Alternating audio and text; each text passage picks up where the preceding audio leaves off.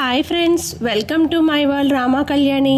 కార్తీక మాసంలో మా ఇంటి దగ్గరలో ఉన్న శివాలయంలో దశ సహస్ర దీపోత్సవం జరిగిందండి. అక్కడికి నేను మా ఆయన ఇద్దరం కలిసి వెళ్ళాము.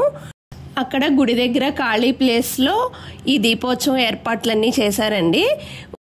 దీపాల చుట్టూ రకరకాల విగ్రహాలతో కూడా అలంకరించారు. దీపాలన్నీ కూడా బల్లల మీద పెట్టారండి, ఎందుకంటే భక్తులందరూ కూడా చక్కగా నిలుచుని వెలిగించడానికి వీలుగా ఉందండి.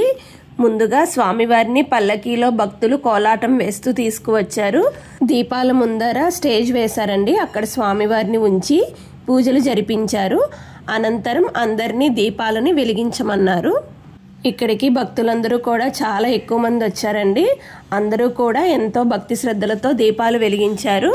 నేను ఆయన కూడా ఇద్దరం కలిసి కొన్ని దీపాలను వెలిగించాము. అందరూ దీపాలు వెలిగించిన తర్వాత భక్తులందరినీ పక్కకి జరగమన్నారు, ఎందుకంటే టపాసులు కాల్చడానికి. అందరూ పక్కకు వెళ్ళిన తర్వాత టపాసులు కాల్చారు. అనంతరం స్వామివారికి రకరకాల హారతులు కూడా ఇచ్చారండి. అలా నేను ఆయన ఇద్దరం దీపాలు వెలిగించి స్వామివారిని దర్శించుకుని తీర్థప్రసాదాలు తీసుకుని ఇంటికి వచ్చేసాము. Please like, share and subscribe my channel friends.